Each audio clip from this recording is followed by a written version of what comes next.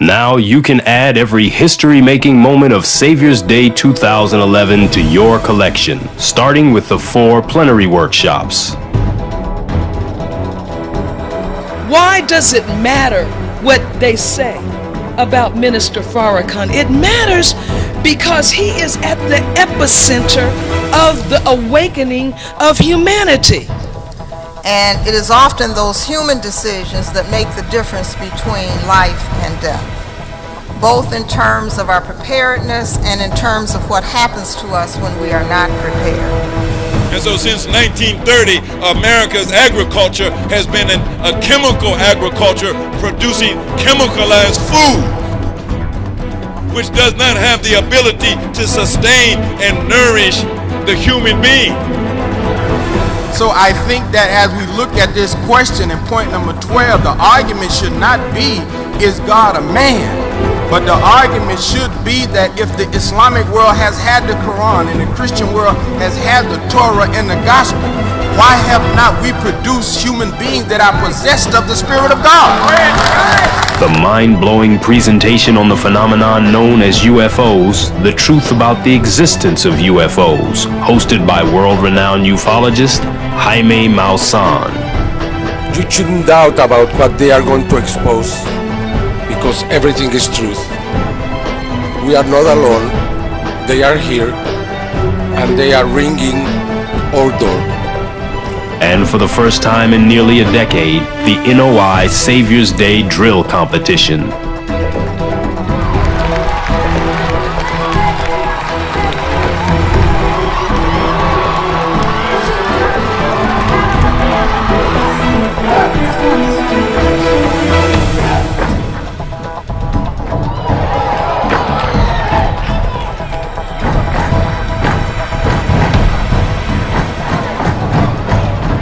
And what collection would be complete without the life-saving keynote address by God's man in our midst?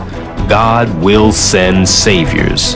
According to thy manifold mercies, thou gavest them saviors, plural, who saved them out of the hand of their enemies. He said God is going to use 4 great judgments: rain, hail, snow, earthquakes. Wake up, black man and woman, your time of deliverance has come. Order today by phone at 866-602-1230 or online at store.finalcall.com.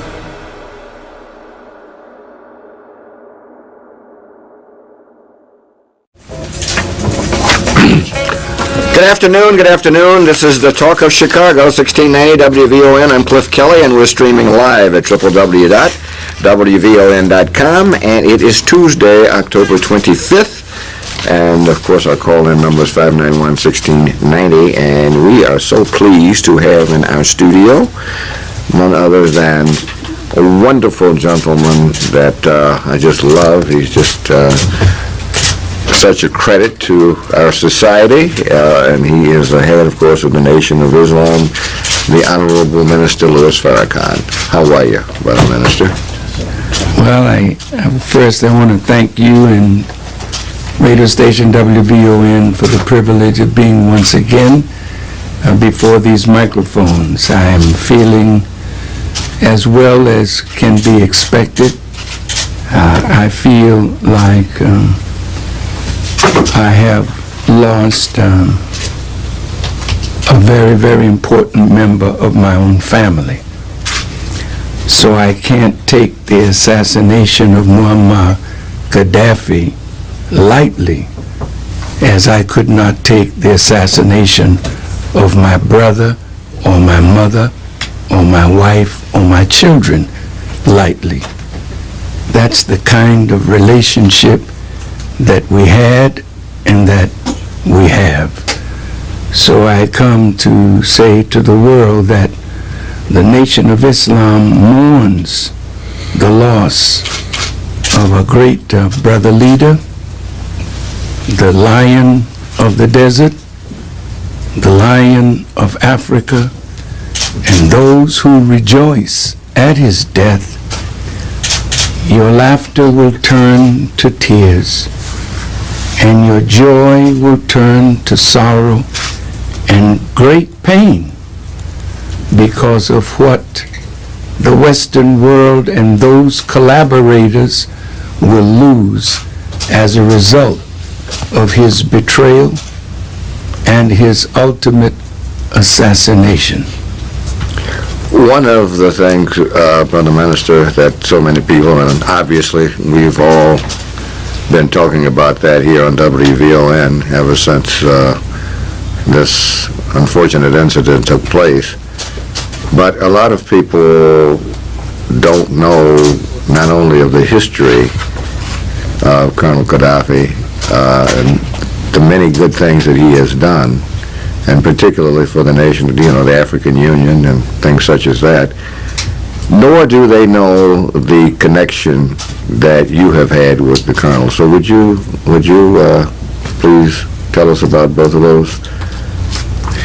Well, very, very briefly, first, he comes to mind as a young colonel who, in a bloodless coup, took the reins of power from King Idris, who was like a friend of the West and allowed the West unfettered access to the richness of Libya's oil resources. So when brother came to power in a bloodless coup and pushed the British and the American bases out of Libya and nationalized its oil, immediately he became a threat to the West. And it was at that time that the Honorable Elijah Muhammad was desirous of purchasing a Greek Orthodox church on Stony Island Avenue to make it the national headquarters of the Nation of Islam. And he sent his emissaries to Libya and asked for a $3 million loan from Muammar Gaddafi, and a relationship began. I watched his career, but my relationship with him began in the late 70s and 80s as we were beginning to rebuild the Nation of Islam. And in 1985, on September the 17th, while I was in a little village in Mexico called Tepoztlan,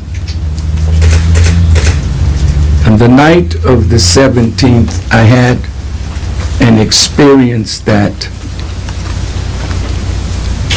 is an extraordinary experience, because in the night I climbed a mountain that you can't climb except in the day, except you have very good lights. But I climbed that mountain in a vision-like experience, and at the top of that mountain, one of these so-called UFOs came close to the top of that mountain, and the top of the mountain was lit very brightly.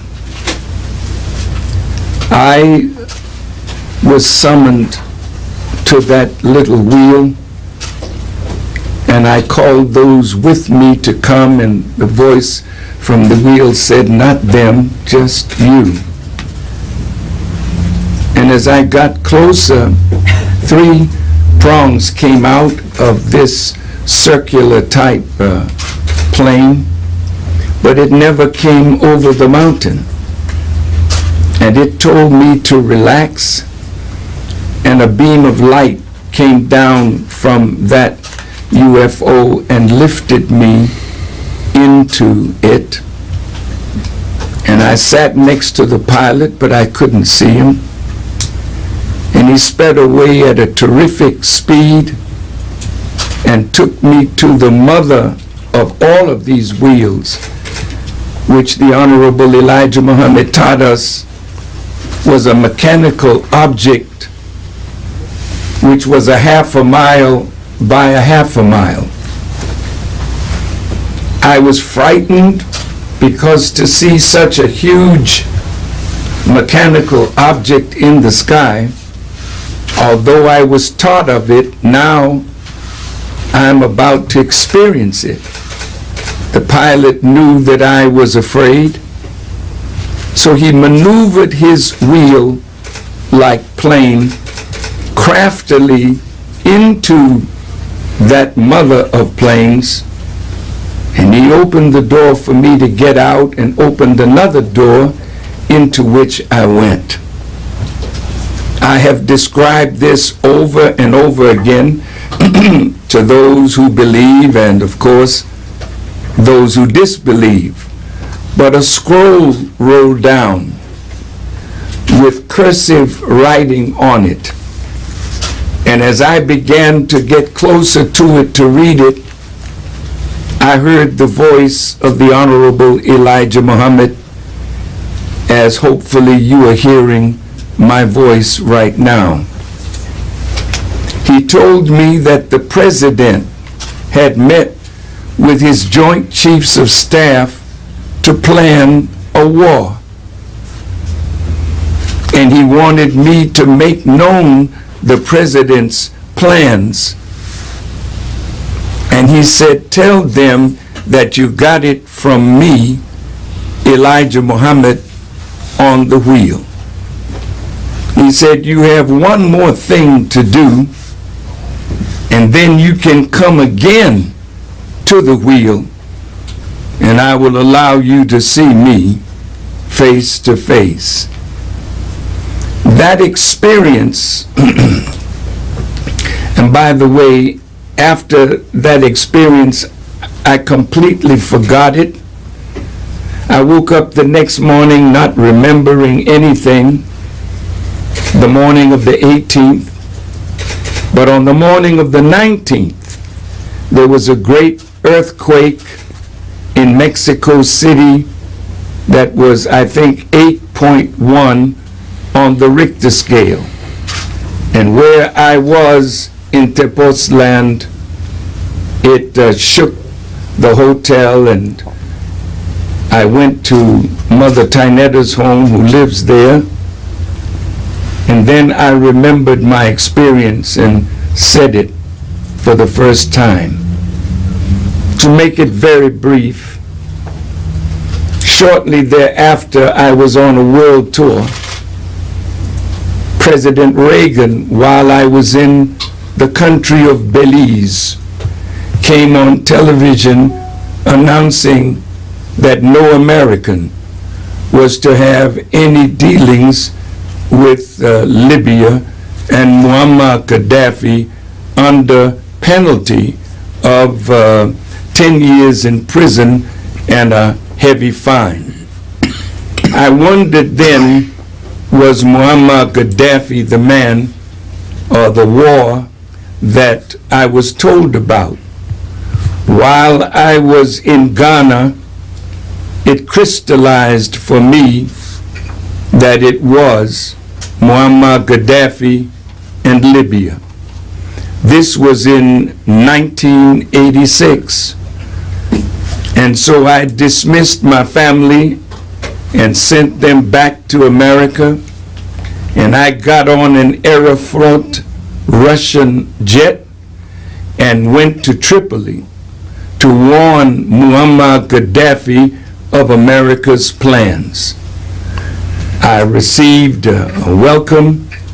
I was met by most of the members of the government in my hotel, and I told them my experience, and I told them that America was going to bomb their airport, their communications, their water project, etc. Before I could leave Libya, an American jet was shot down, and the war, it looked like, was going to start. But I was blessed to get out, And while I was in Saudi Arabia, America bombed Benghazi, Tripoli, his home, the communication center, where, of course, it was bombed again under our present administration. His life was spared, and I knew then that God had made a brother for me and made me a brother to him. And that's how our relationship began. This is WVON 1690, the Talk of Chicago. In studio, we have the Honorable Minister Louis Farrakhan. We'll be back. More intelligent conversation with the governor.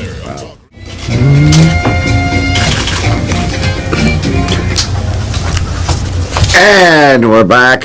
I'm Cliff Kelley. It's 4:25 on the Talk of Chicago, 1690 WVON. In studio, we are pleased to have, more than pleased to have, the Honorable Minister Louis Farrakhan, who has been giving us some very interesting information about an experience he had back in 1985 as it relates, of course, to Colonel Gaddafi. And the minister will continue. When I was in Libya, 86 nations were meeting there, and I spoke before those 86 nations and told them my experience and warned Secretary of State Schultz and Attorney General Edwin Meese and Ronald Reagan, President, not to attack Libya. Unfortunately, they paid us no attention, naturally. So the most expensive assassination attempt in the history of the world, second only to this latest assassination attempt, which, according to all the news, brought a successful conclusion from NATO, the UN, and America's point of view. But your joy, I hate to say, your joy will be short-lived.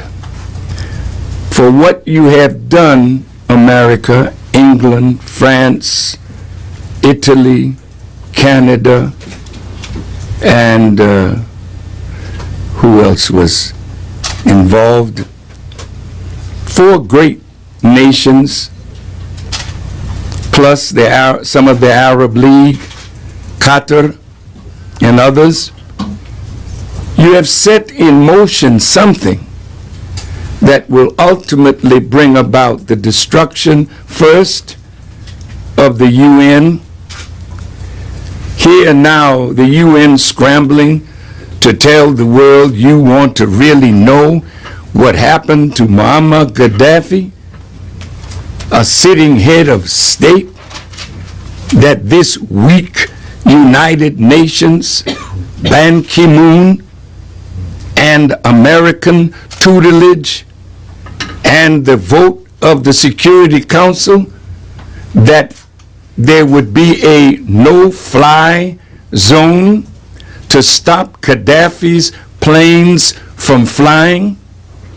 Well, you were going to protect humanitarian relief, but you succeeded in being the author of the assassination of a sitting president or ruler of his country.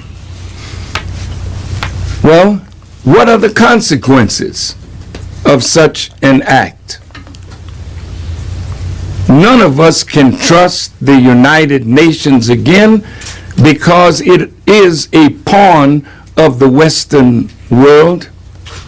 No nation that had weapons of mass destruction would dare give them up as Muammar Gaddafi gave up his. You can forget it with North Korea.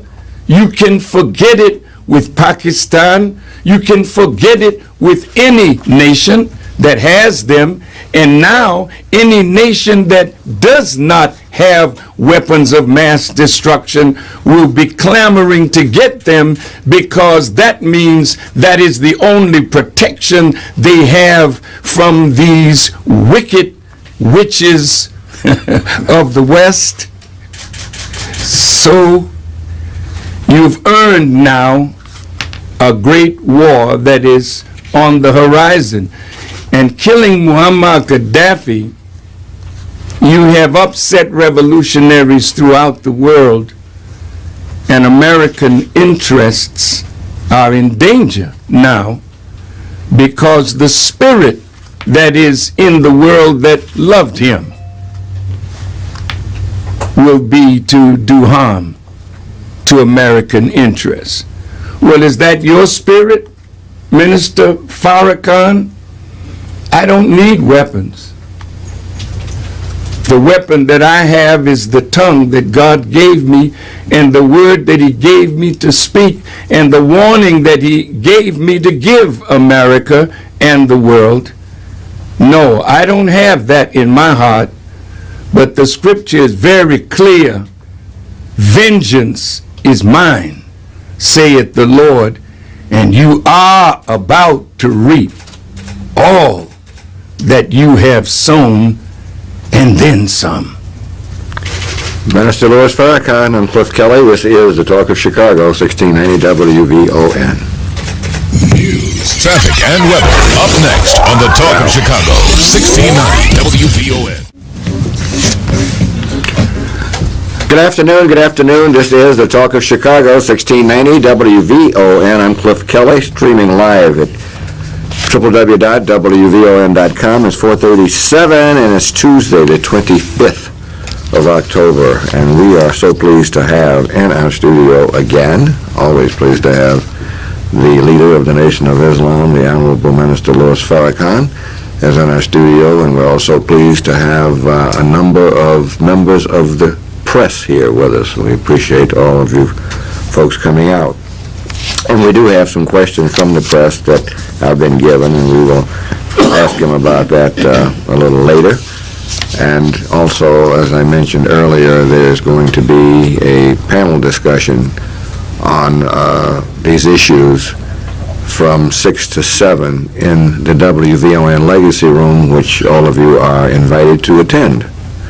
So it's free, and you can come in and enjoy. We got some great people that will be discussing this. But right now we're going to go back to Brother Minister, who is going to tell us about some of the things that so many of us, some of the reasons, I should say, that so many of us had such great respect for Colonel Gaddafi. First, Brother Cliff,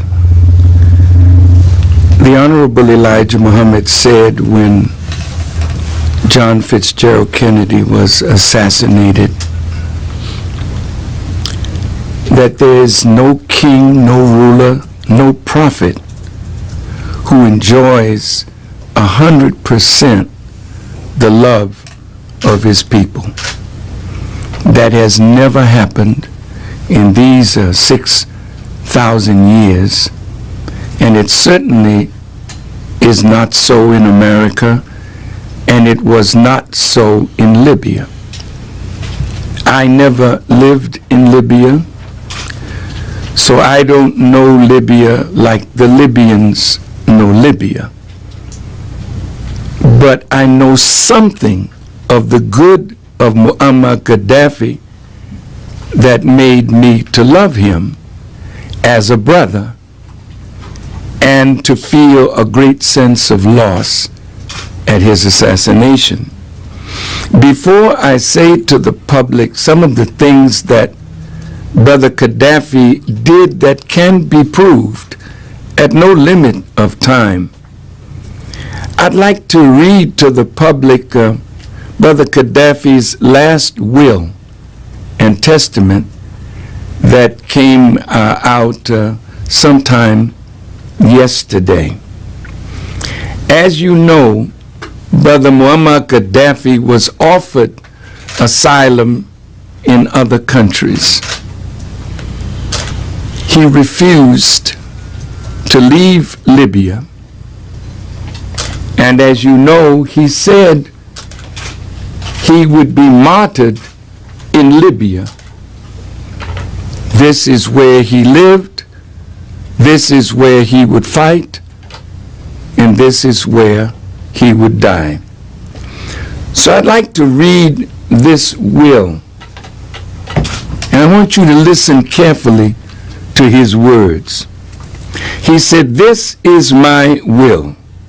I, Muhammad bin Mudabbir bin Muhammad bin Abdussalam bin Humaid bin Abu Manya bin Humaid bin Nail al-Fusi Gaddafi, do swear that there is no God but Allah, and that Muhammad is his messenger, peace be upon him.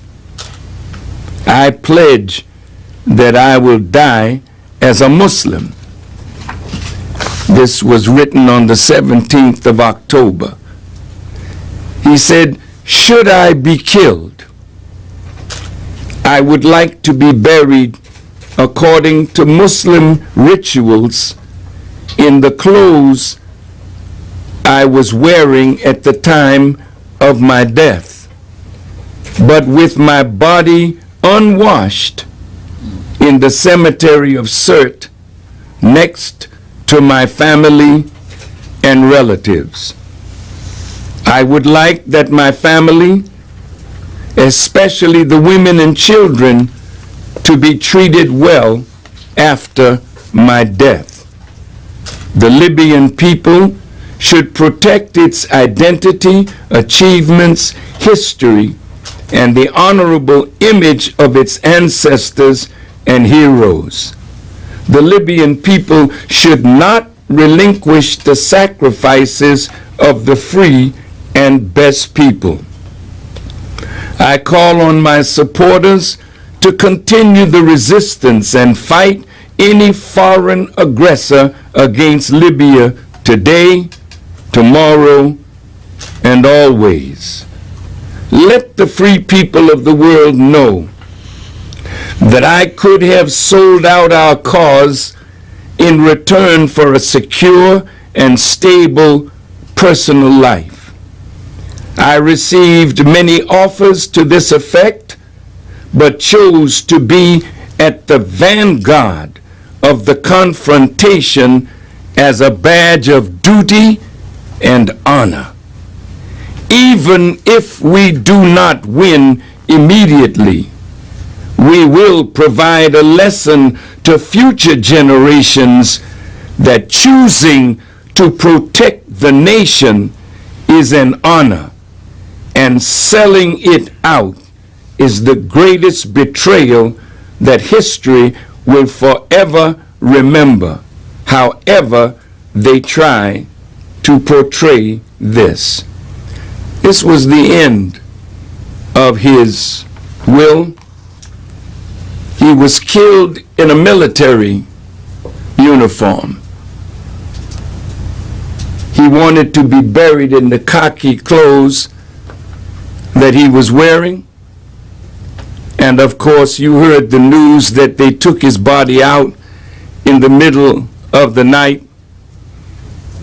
He and his son, Mutassim, who we have in a picture meeting with Hillary Clinton a year and a half ago and shaking hands with Secretary of State Clinton,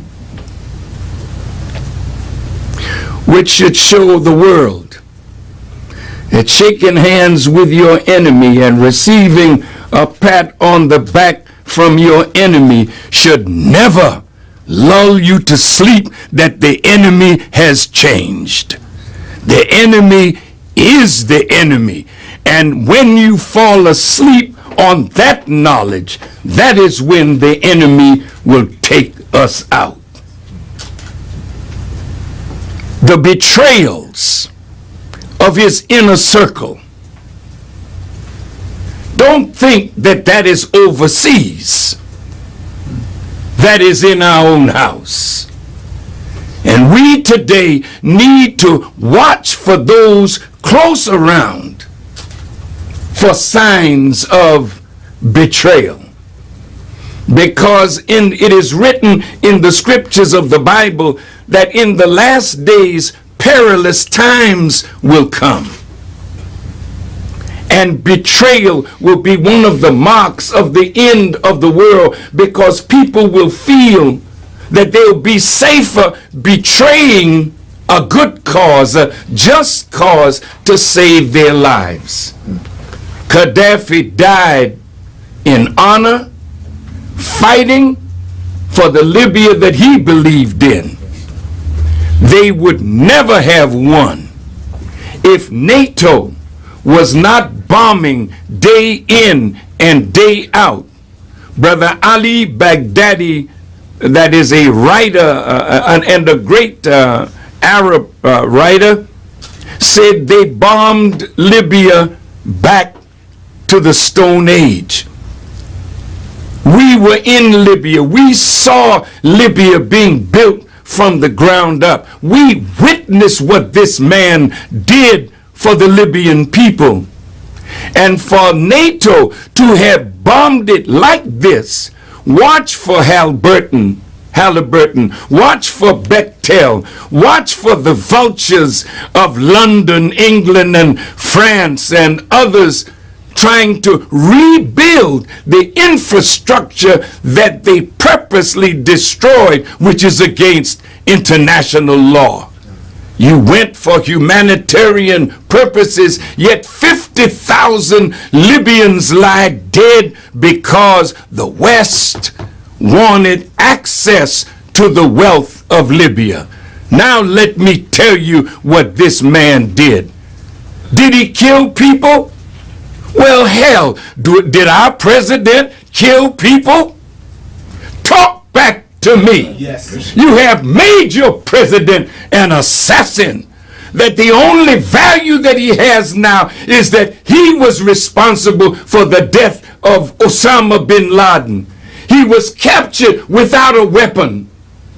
He should have been brought to America, put on trial for the American people to see this man. But he was executed, so you will never know the real truth. Then Alaki, an American citizen who is against America's policies, a drone took him out and then came back later and killed his son. Now Muammar Gaddafi and his sons lie dead. Saddam Hussein and his sons lie dead. Well, what about your sons? They're dying in Iraq on the basis of a lie. They're dying in Afghanistan on the basis of a lie. And now drones are in Pakistan, drones in Somalia, drones in Yemen. When will it stop? America, do you think that you can get away with this? If it's time for another commercial, then you go on and take the commercial. I'm just warming up. All right. Thank you, Brother Minister. Brother Minister, the Honorable Louis Farrakhan is in our studio. I'm Cliff Kelley. Stay with us. More intelligent conversation. It is 4:53 on the Talk of Chicago. I'm Cliff Kelley. We're streaming live at www.wvon.com. In the studio, we are pleased to have the Honorable Minister Louis Farrakhan. And he's been giving us a lot of information, of course, about international events, and particularly the assassination of Colonel Gaddafi. Brother Minister, go right ahead. First, I would like to say some of the things that made me fall in love with Muammar Gaddafi. It wasn't any money that he loaned to the Honorable Elijah Muhammad, or that he loaned to the Nation of Islam and forgave for $5 million that he loaned us. For you to think that I am that kind of prostitute, that I would give myself to any man for money. That's right. It's the principle that made me his brother. Now look at what this man did. After nationalizing the oil, he used the oil revenue to benefit the Libyan people, building schools, infrastructure, universities, hospitals. He raised the literacy rate from 20% when he became the leader, and at the time of his assassination, it is 83%. Libya has one of the finest healthcare systems in the third world. All people have access to doctors, hospitals, clinics, and medicines free of charge. If a Libyan needs surgery that is unavailable in Libya, funding is provided for the surgery to be carried out overseas.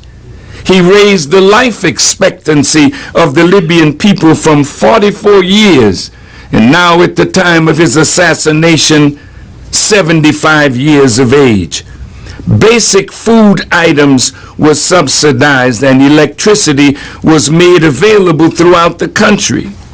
Brother Muammar Gaddafi has set up huge irrigation projects which were established in order to support a drive toward agricultural development and food self-sufficiency. He spent $33 billion on the man-made river, where his engineers brought water up out of the desert, and now pipelines ran from Benghazi and Tobruk almost to the door of Tunisia. Any Libyan who wanted to become a farmer was and still is given free use of land, a house, farm equipment, livestock, and seed. Brother Muammar Gaddafi vowed that his own parents, who lived in a tent in the desert, would not be housed until every Libyan was housed. He fulfilled that promise. Under the revolutionary leadership of Muammar Gaddafi, Libya has now attained the highest standard of living in Africa. Money from Libya's oil revenue is directly deposited into the bank account of every Libyan. Women have full access to education, employment, and he has enabled women to serve in the armed forces. And this is most important. Gaddafi was the first and the only leader in the Arab world to formally apologize for the Arab role in the trade in captured Africans. Gaddafi acknowledged that the black Africans were the true owners of Libya and proclaimed in his Green Book, quote, "The black race shall prevail throughout the world." Now, Brother Gaddafi took oil money and started moving the Organization of African Unity toward the African Union, with a goal toward uniting 53, now 54 nations in Africa to the United States of Africa. Whenever we called Africa, our call had to go through Europe, and over $500 million went to Europe.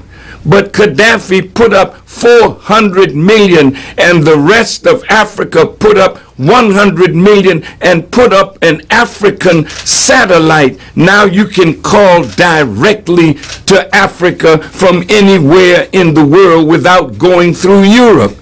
He asked the African nations to stop sending their raw materials to Europe to be made into products and then sent back to Africa to be paid for in an exorbitant price range.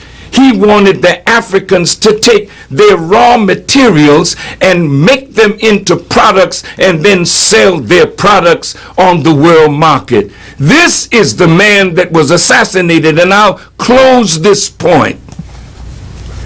The minute he wanted Africa united, America, Britain, France, Germany, Europe was against it. So they set up NEPAD, a new economic development pact. Gaddafi was against it. Sarkozy came up with another plan to take all the North African nations that are Arab and unite them with the nations of Southern Europe. Gaddafi rejected that. America wanted to set up on the African continent African as a launching pad for the recolonization of Africa. Gaddafi was against that. I read an article by the Jewish man from a Zionist that was the former assistant to Rumsfeld. I can't call his name. Who? Pearl? No, not Pearl. Wolfowitz. Oh, Wolfowitz, yeah. Wolfowitz. Hold your point, Minister. We got to go to a top of the hour break. That's the kind of information that I wanted you to give us. Carolina high school were injured today when a chemistry experiment sparked an explosion. That's great. Hazmat crews are still on the scene. A nurse who worked for Michael Jackson took the stand in the trial of Dr. Conrad Murray today. Sherilyn Lee testified. And they don't know it because the media is bought and paid for. Surgical anesthetic. This is a hell of a betrayal of the American people when you will not tell them the truth because you're afraid that if you tell the truth, your bosses will take your job from you. That's a hell of a thing. You don't have a democracy when you don't have a free press. Go to CNN.com. You're all slaves, and you love it. So you deserve what you get, the erosion of your democracy. You'll soon be the laughing stock of the world. That works out to less than 50 cents a It's a damn shame. That's why the children are occupying space in New York, in Boston, in Washington, in Chicago, in San Francisco, and other cities. Why? Because they're not looking to you as a source of information for them. Look how long it took you all to talk about what was going on in New York. It took you 2 weeks because the same people that controlled the banks controlled the media. You all know it, but you're afraid to say it. But God put it on Farrakhan to say it for you. And maybe one day you'll get some courage to stand up and give America free media, a real free fourth estate.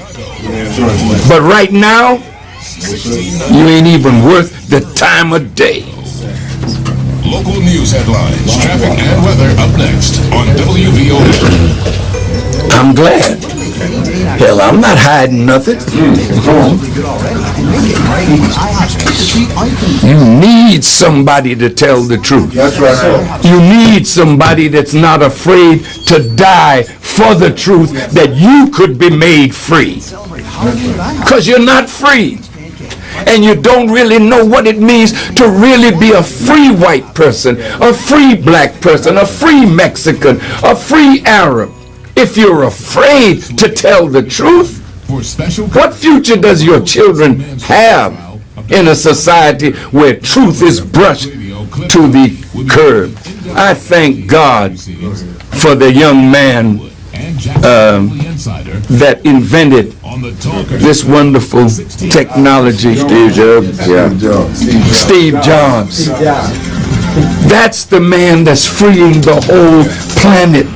Where Zbigniew Brzezinski could say, yesterday it was easier to control 1 million people than to kill 1 million people. Then now he says it's easier to kill 1 million people than to control 1 million people because the genie is out of the box, the cat is out of the bag, the people all over the world are waking up. And you need to wake up and free America. Then you'll have a future and your children will have a future. But if you're afraid for what? You're going to die anyway. Where can you run to escape death? Price check on aisle Ma'am? If you love America, then fight for America to be free. Yeah, I know. It's probably nothing. Nothing? Shouldn't I don't know, like... I'm not in the best mood. I know you're You're in a great mood. Stop. No, I'm fine. Thank you. Top of the hour is the way they give a minister like 2 minutes. You know you don't want this. So yes, sir, brother. I know, you're right. If you were You're right. And I was moving and I just couldn't. I'm not only hurting for Gaddafi, I'm hurting for us. 2 minutes at the top of the hour. That's who let the dogs out? Good point. Thank you. What has just been done has let the dogs of destruction out. This message brought to you by the American Stroke Association and the Ad Council. I thank God that He didn't make me to fear your censure of me. Republicans write you off with this kind of inactivity. That will happen. This is the time for you to tell. Some run and hide from being a friend of Gaddafi now because he's a bad man. 9 to noon. He killed his own people. 1690 WVON. Mornings. I don't know any leader Laura, you're on 1690 AM. that has not killed somebody to come to power. That's why the leaders walk on red carpet. Because they came to power shedding blood, and they shed blood to maintain power. But make a white carpet for Farrakhan. I killed nobody. But the God I serve, He's about to kill a lot of people. Good afternoon, good afternoon. We're back. This is the Talk of Chicago, 1690 WVON. It's 5:08. I'm Cliff Kelley, and we're streaming live at www.wvon.com. And, of course, we are continuing with our in-studio guest, the illustrious Honorable Minister Louis Farrakhan, the leader of the Nation of Islam, who's been giving us some great information. We're going to take some calls very shortly. But before we do that, I want to go back, Brother Minister, and again, thank you for being here with us. I want to go back to what you were saying at the top of the hour about Paul Wolfowitz.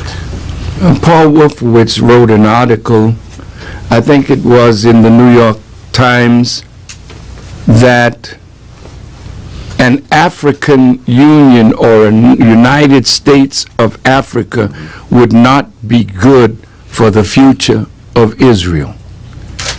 Now, I don't know why he said that, but if the United States of Africa would not be good for Israel, and the United States of Africa would not be good for Europe and America, then this is more reason why Gaddafi had to be taken out.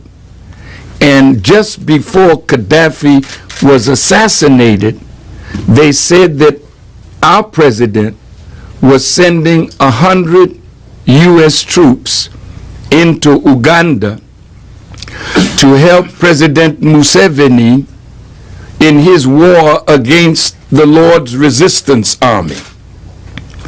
Then I heard that Kenya is moving its troops to the border of Somalia to fight against Al-Shabaab, which is the Islamist group that is fighting for governance, for the power of governance in Somalia. Now, today I read that the man who is over the National Transitional Council said, and I'm quoting now, that they're going to institute Sharia. Mm-hmm. And my God, did you kill Gaddafi to have someone now institute the very thing that you've been fighting against all over the world? And this man, after he has come into some degree of power, tells you that he's going to establish Sharia and the banks will not charge interest on money following Sharia? What have you gotten yourself into, America?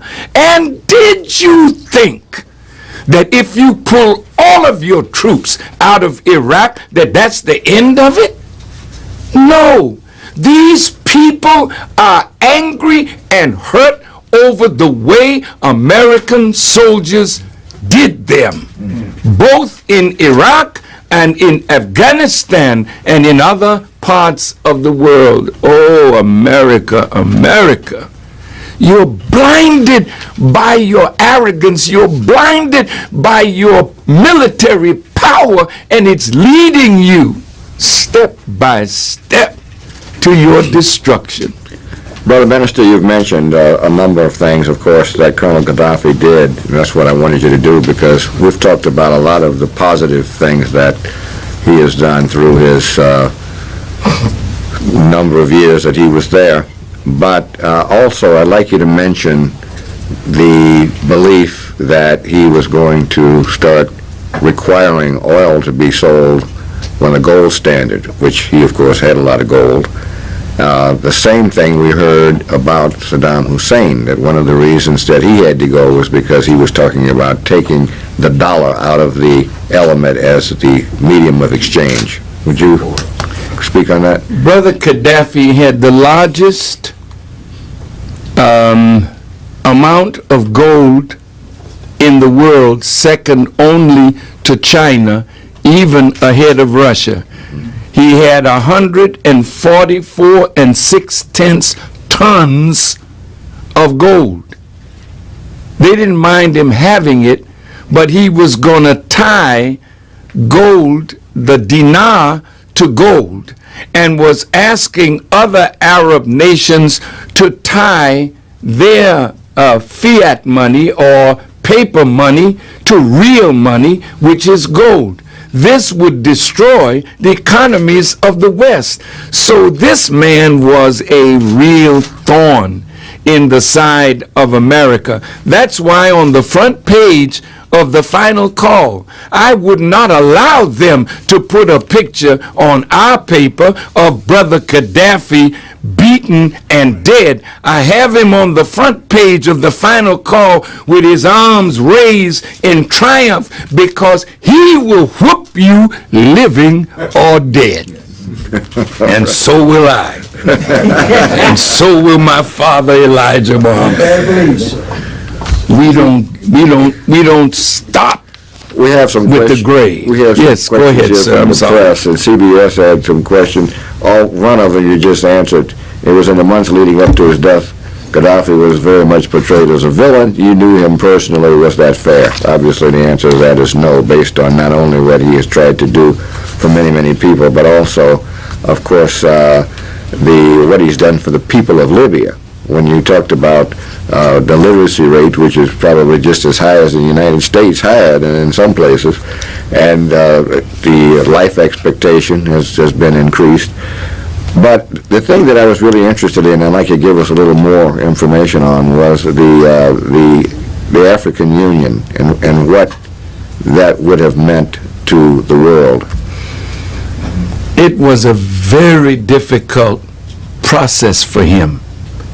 He spent billions of dollars trying to get African leaders to remember something that I heard from the Reverend Jesse Louis Jackson. He said, it's better to be the tail of something than the head of nothing. So he was trying to get African leaders out of the mindset of having a seat on the United Nations, having your flag represented and a national anthem, and economically you're still a slave. But if all 53 or 54 now of these countries united with a central bank, which they were working on, a federal government, and a language that all of them would accept as the official language of Africa. Oh my goodness. Railroads and highways tying all of these nations together, trading within themselves and beyond themselves, Africa would then be a power in the 21st century. And this is what Marcus Garvey saw. This is what Padmore saw. This is what Osagyefo, Kwame Nkrumah, and Gamal Abdel Nasser saw. And this is what Brother Gaddafi was working on at the time of his assassination. He had already set up an African Development Bank. How much money was in that bank, Brother Akbar? I'm not sure. I heard it was about $70 billion, so that Africa would not have to go to the World Bank, would not have to go to the International Monetary Fund. Excuse me. They could go to their own African Development Bank and borrow money without this exorbitant interest and build Africa. This is what Brother Gaddafi was doing, and I hasten to tell you, my dear Mrs. Clinton, ooh, you are in for a shock. If the vultures of Europe think they're going to pick that body. Now, of course, you're trying to get back in there to make sure that whoever comes to power will be in your favor. Well, like you thought when Mubarak went down. But look at what's happening in Egypt now. This is going to happen all over the world. I want you to know that you're through as a world power. Through. You mentioned Sharia. The members of the NTC. We don't even know who these revolutionaries are. Yes, that's true.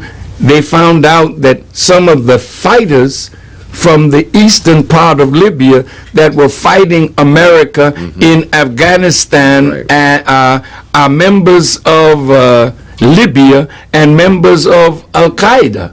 And when I first heard Gaddafi say that these are people from Al-Qaeda, I said, oh, he's making that up. But it's true. And now America's confused. Should we give these weapons that Gaddafi had in the hands of a new government that is Al-Qaeda or lovers of Sharia? Boy, did you make a boo-boo this time.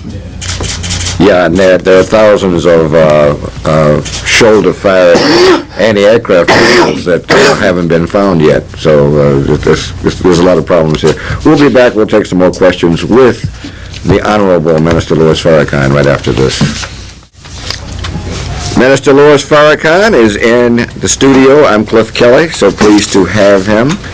And he is responding to questions. This was another CBS question. How do you explain the visible hatred on display in Libya for Gaddafi, and what were Gaddafi's feelings about the United States? How do you explain the visible hatred of the people for Jesus at the time of his crucifixion? Jesus was the greatest revolutionary that ever lived. But the scripture says he was hated without a cause. But if you saw the movie by Mel Gibson, I think it was a little over the top, but Jesus was scourged, wasn't he? He was beaten, wasn't he? He was crucified, wasn't he? And were the people joyous when he was killed? Yes, they were, because they did not know who he was. Did his early followers suffer? Yes, they did. Were the early Christians put in the Colosseum in Rome to be eaten by lions? Yes, they were. Name me one prophet of God, one great revolutionary who was against the current temporal powers that was not hated by his own people. Let me close on this point. I was in Ghana with President Jerry John Rawlings And he was telling me how he went to a school and he was teaching the students, and at the end of the class, he shook all their hands, and one student refused to shake his hand. And he went to the student and asked him, "Son, why didn't you shake my hand?" And the young student said, "Because you killed my father."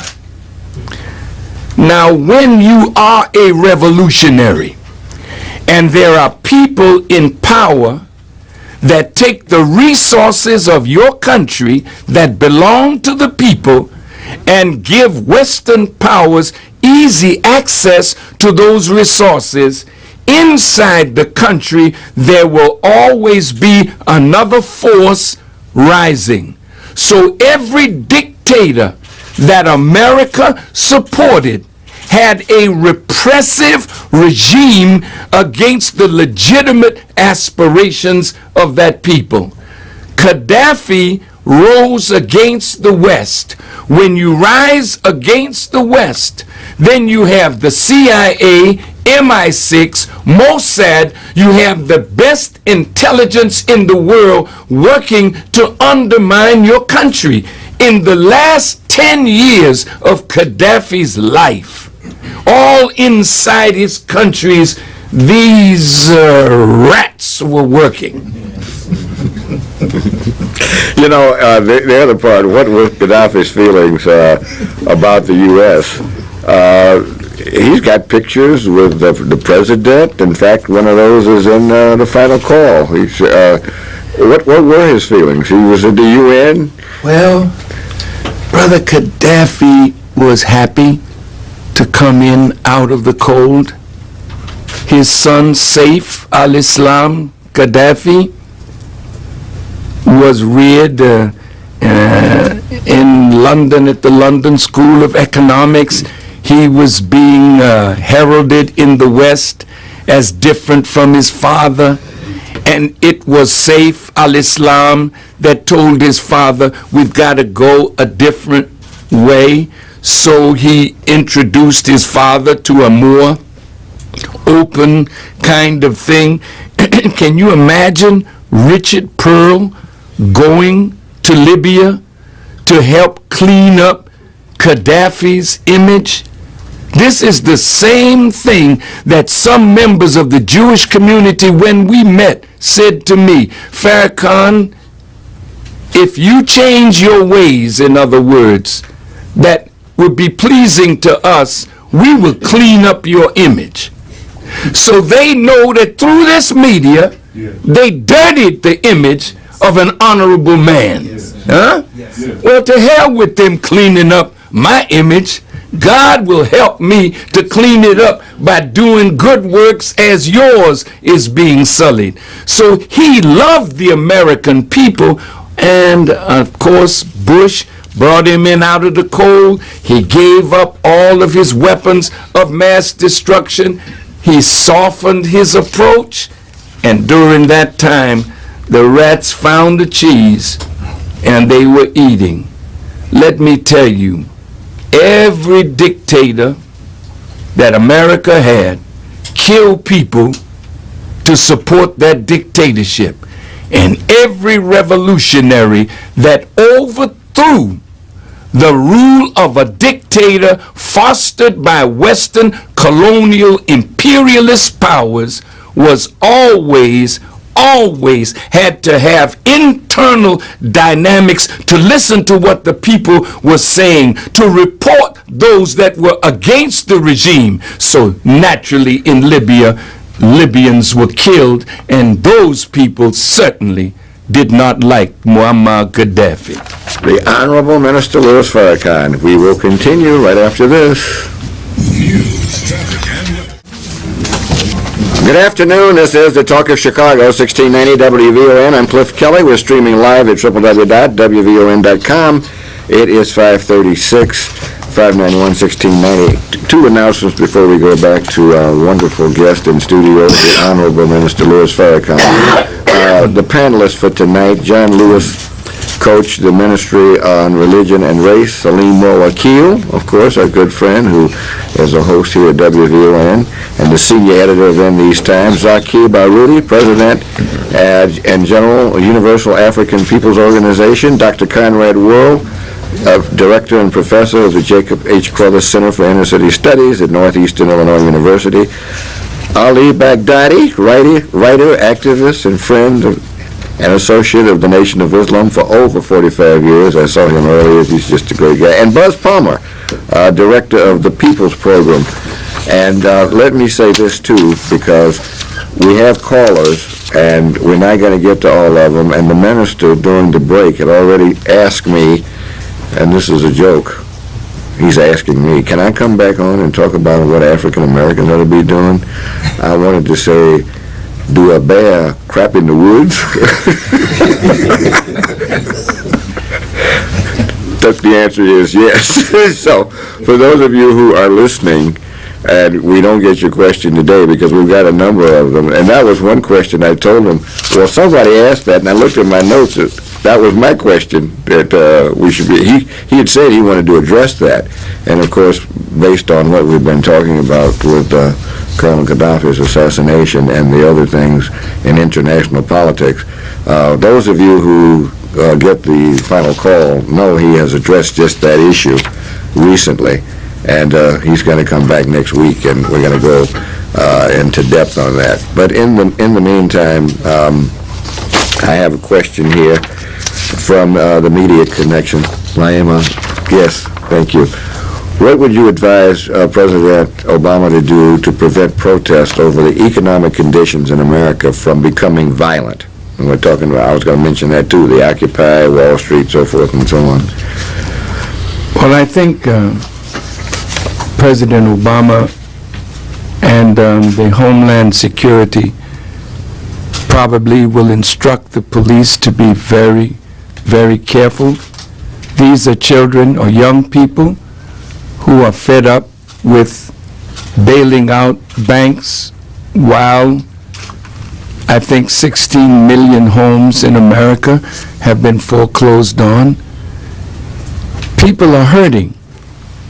And these young people are expressing themselves. At first in New York, the police were very hard on them, and this is not the best approach. But if it gets to the point where America gets tired of the protest of these young people and something happens like what happened at Kent State and young Americans are killed,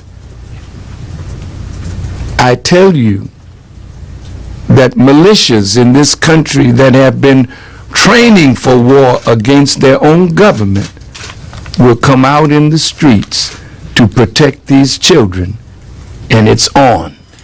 And I would like you to tell me what you are going to do, since you said Gaddafi was wrong, this one is wrong. Now eat the soup that you've prepared, because I told you before that what you saw overseas was coming to your door, and now it is here, and it will get worse. I pray that you will tell your police to be full of restraint, but when they are not, then be careful. There was a woman named Mrs. Wolf, a middle-aged woman who went to an affair in New York dressed in an evening gown. And they were protesting, and this woman went over and talked to them. The police had lied and said that they couldn't use a bullhorn, so they repeated comments. After one said it, the whole crowd said it. This woman was arrested, her and her escort, for nothing more than learning the truth of the permit that they had and walking in a way where she didn't obstruct the pedestrians. and the police arrested her. So America, you know, you're going to have to be careful, because your police are upset, they're hurting, and they might do something very crazy, and it's on. You said that, Brother Minister, on Savior's Day. Let's take a caller, if he's there. Hopefully he's been holding. Rudolph is from Brooklyn. Rudolph, are you here? Rudolph? Hello? Okay, maybe he hung up. Yes, sir. Oh, all right, there he is. There he is. Hey, Rudolph, thanks for holding. Yes, sir. Thank you. Assalamu alaikum, Brother Minister. Wa alaikum salam. Brother Kelley. Thank you. Brother Minister, with everything that's going on, and it's a shame what has happened to Brother Gaddafi, but everything that's going on, it's distracting people's view from right here at home and the things that are going on here at home. We are going into winter now, into another winter that is estimated to be going to be worse than last year's winter. And our cities, our inner cities, our people are not prepared for the weather that they're going to face and the collateral damage from that weather. Cities are going bankrupt. They're laying off their emergency workers. And again, the hardest hit communities are the black community with color and communities with no economic means. How do we galvanize these people our people to let them know of the gravity of the situation that they're in, and that we must organize where we are for the fight that's going to be right here, the fight of just trying to live and get through this winter. Okay, thank you, Brother Rudolph. Thank you for your question, brother. That's why I asked Brother Cliff Kelley if I could come back to talk about the way forward for us. Now, I don't know about you, but if your mother passed away and you were in the middle of something, the passing of your mother would mean so much to you that you would stop for a moment to address your mother's passing. My brother was assassinated, so I'm taking this time to speak on my brother and what his life meant to me and to millions of others. But that does not mean that our attention is off of the way forward for black people or for the American people. So God willing, I'll be back on this radio station next week to talk about the way forward. But let me tell you something, brother.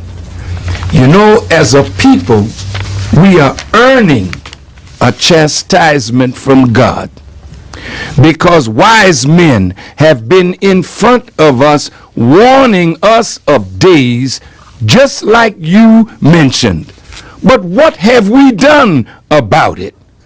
We sat around and we paid no attention to the warning that was given to us over 50 years ago by the Honorable Elijah Muhammad, who laid out a plan for our survival. He called for a united front of black leaders to sit down and plan the way out of poverty and want for our people. And what did we say to Elijah Muhammad? To hell with you, Elijah. These jealous-hearted Negro leaders did not want to listen to a black man who had a way out.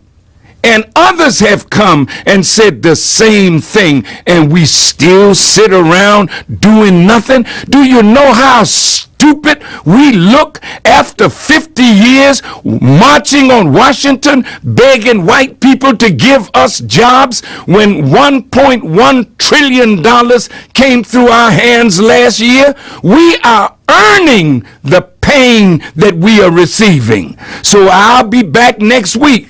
But let me tell you something. If you don't follow good advice, then you deserve your butt kicked. Yes, sir.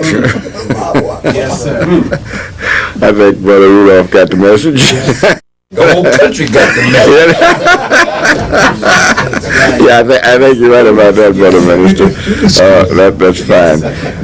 Just before we take another break, there was a question relative to what is your opinion as to how this incident is going to affect our relationship with other nations? Well, you know, I look at my brother Barack Obama, one of the most beautiful men in his spirit that I had a chance to meet in this life, and to watch him campaigning for the highest office of this land made us all so very happy and proud of our brother. But naturally, when you campaign for an office, it's not like sitting in the seat. And that's why I heard one of the Republicans say, the moment that I am president, I will sign an executive order and outlaw Obamacare. Like President Barack Obama said, the moment I'm elected, I'll sign an executive order closing down Guantanamo. 2 years, 8 months later, Guantanamo still exists. It's easy to say things when you're not sitting in the seat, but when you sit in the seat and face the realities that that seat represents, it can change you if you're not strong enough to change it. And what has happened to our brother, he surrounded himself with the folks from Goldman Sachs. And the folks from Goldman Sachs had him take out $800 billion bailout that bailed out Wall Street. So the people are angry. He fought hard as you can fight for health care. He got it passed, but they're going to repeal it. Now, on the foreign policy front, my brother, who went to Cairo, Egypt, who went to Turkey with a beautiful approach to the Muslim world, because he seemed to understand Islam.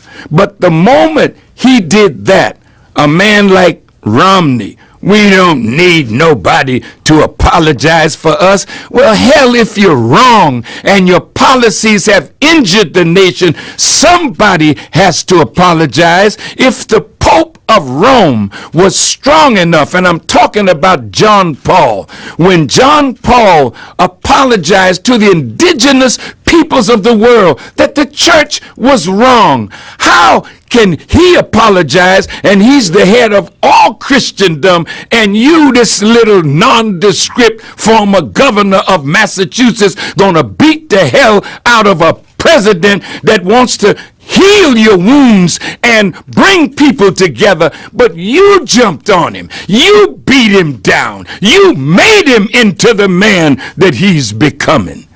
You should suffer the consequences of it. And for a man to have won the Nobel Peace Prize after just a few days in office, and now has brought America into 5 different wars.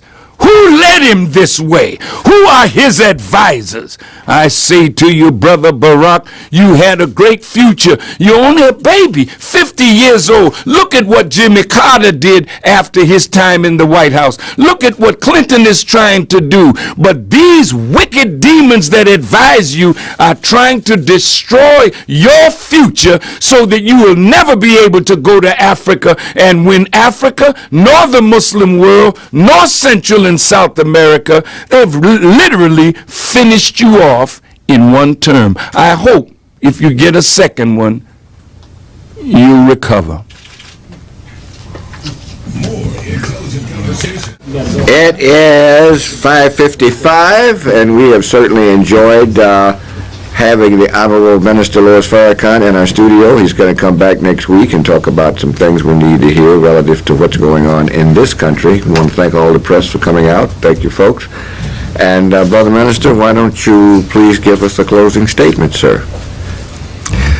First, thank you, Cliff, for allowing us the privilege to use these airwaves to spread as much truth as we know about our fallen brother. I thank the members of the press who are here, and I say to them with deep humility that a free press is what America needs to save itself from the fall of the greatest nation in the history of the last 6,000 years. The young children that are your babies and mine, your grandchildren and mine, that are occupying New York and Washington and cities in America and cities throughout the world, they must be heard. They may not know exactly what they're marching for or sitting for or occupying for, but they want fairness. They want justice. They want the country that they fight for, that they bleed for, that they're willing to die for, to be more responsive to the needs of the American people. The greedy bankers are not. And now, for the first time in our history, people are marching on banks and marching on bank executives. Soon they'll be marching on media and marching on media executives because it took you too long to stand up for the young people that are trying to stand up for a better America. The Tea Party, I respect them. Our people think they're racist. I really don't care. But what I do care about is the young Tea Party people are not under the control of AIPAC or the corporate powers of America. So they will stimulate those in Congress and make them do better by the American people. So I welcome these kinds of developments. But now, can President Obama bring jobs to the American people? I've listened to his jobs bill, and next week we'll give you another plan that was given to us by the Honorable Elijah Muhammad, that if we go to work on it, we can create jobs. But to beg the government for jobs, for more security for us, when these are things that we can do for ourselves, is a waste of our valuable time. So I look forward to being with you again next week to talk about jobs, to talk about justice, to talk about the way forward for black people, but not only for us, the way forward for the American people. I close with this statement. If 50% of our young people are dropping out of high school, if 50 million Americans are considered functional illiterates, meaning that they can read but only at a 5th grade level, how can America produce jobs for that many people who are unqualified to hold a job with the technology that is being advanced? Who will bring back a manufacturing base to America to put the little man to work again? These are the things we want to talk about when we come back. But talk is cheap. We're all going to have to organize and pool our resources intellectually and financially and do something to help ourselves. Thank you, Cliff, for the privilege of being on your show. And if the strength and power and anger in my voice, in my soul, ill affected you or hurt your feelings, It's only a mirror of the hurt that I feel for a brother that I believe was one of the great, great revolutionaries of our time. Thank you so much for being here, Brother Minister, and we'll see you next week.